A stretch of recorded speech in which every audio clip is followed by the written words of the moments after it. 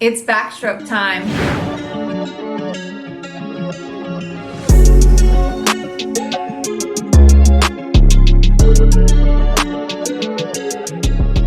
Five training principles. The secret sauce is in the order in which you perform them. Each layer is building the foundation to eventually allow you to build speed, control, and power, and ultimately refine your technique. So, let's get into it. The first foundational layer is your breath awareness. In backstroke, you have unlimited breathing access, which could potentially screw you up. You need to develop a focused awareness so that you can eventually build a steady breathing rhythm and so that you don't get wild with it and overdo it. I want you to start by first visualizing your freestyle breath. Imagine you're dancing through the water, where your breath is holding a steady beat, tempo, and rhythm. Let's listen to what breathing every 4 strokes sounds like. 1, 2, 3, breathe. 1, 2, 3, breathe. 1, 2, 3, breathe. 1, 2, 3, breathe. Now, we're still visualizing breathing every 3 strokes. 1, 2, breathe. 1, 2, breathe. 1, 2, breathe. 1, 2, breathe. Again, a steady and consistent beat and rhythm. Now, we're still visualizing breathing every stroke to your strong side.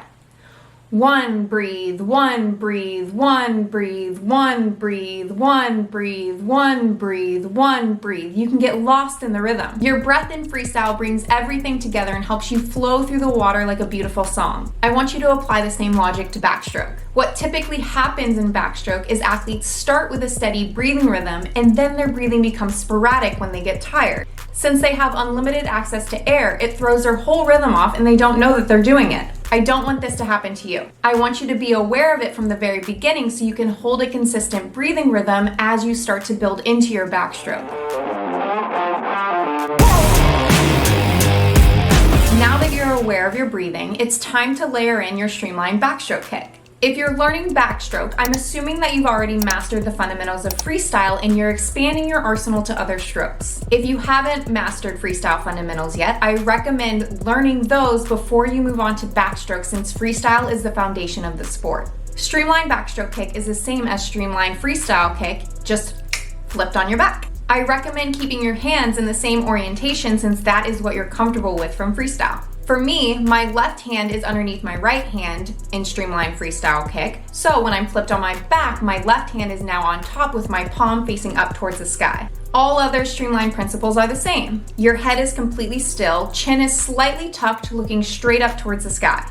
If you're practicing outside during the day, mirrored goggle lenses help tremendously with blocking out the sun. It will be really tough on your eyes if you have clear goggle lenses, so just keep that in mind. From there, lock your bottom thumb over your top hand. The thumb lock helps keep your hands in place so that they don't pull apart when you're moving through the water. Your arms should then reach as far forward as they can with your biceps squeezing tight behind your ears. Keep your arms straight, locked, squeezing and reaching. From there, squeeze and activate the rest of your body, which I call locking in. Work your way down your body. Your back and core should be squeezing tight with your waistline pulling in. Don't let your ribcage flare out. Last but not least, your glutes and legs are squeezing together tight. Once your streamline is engaged, active, and locked in, add in your kick. The same principles from freestyle kick apply here. Drive the power from your hips and core, not your knees, and keep your feet nice and relaxed to allow them to easily follow through the movement. Keep your hips pressed up towards the sky and don't let them drop. This helps keep your body in a perfect line. If you are just starting out on your backstroke journey, I recommend starting with long blade fins for additional support. Then as you get stronger, alternate between fins and no fins so you can build stability and control. You can work a set of 825s or 450 streamline backstroke kick into your existing training regimen so that you can start to build your kicking foundation. You don't have to change anything else, just add the set in. You're building your base.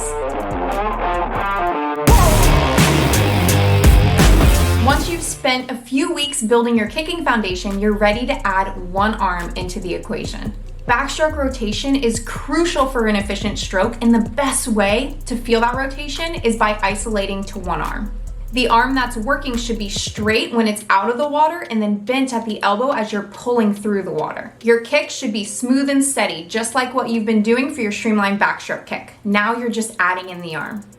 As you're doing this drill, I want you to focus on keeping your head still and opening your body up to the side as your arm enters the water. Then engage your catch, bend your elbow, and use your obliques and core to help snap your hips back over to the other side as you pull the water down. Those two motions are working together to drive the power in your stroke. Your obliques and your hips rotating back to the other side as your arm is pushing hard back down. They're working in tandem. If you haven't done this drill before, I also recommend starting with long blade fins for additional stability and control.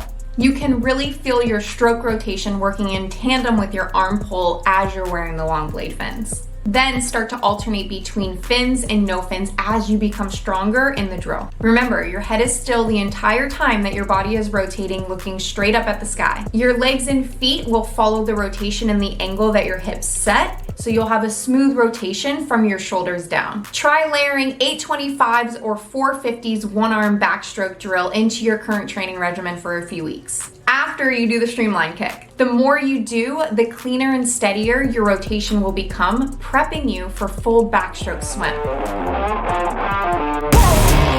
Now it's time to put everything together and swim backstroke. Start with your breath awareness, timing your breath with your stroke rate.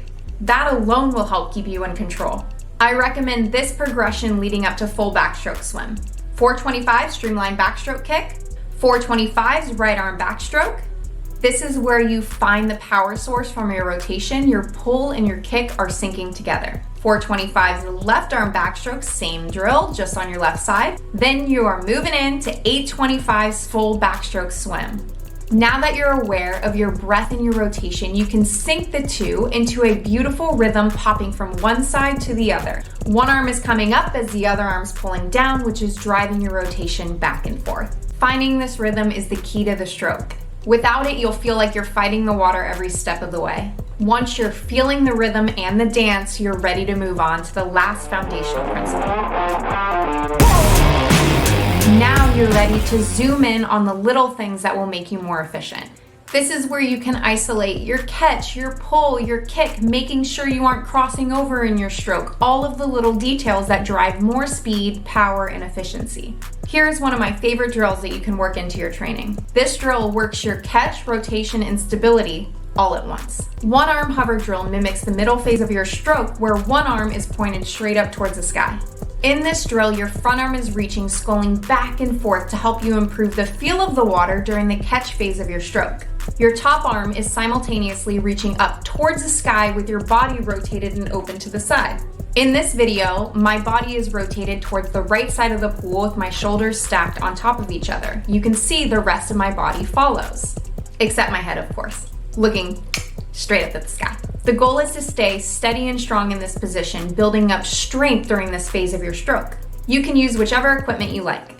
Once you reach this foundational pillar, I recommend working with a coach. The coach will be able to help you refine further. They will be able to identify the areas that you've mastered beautifully and diagnose the areas that need improvement.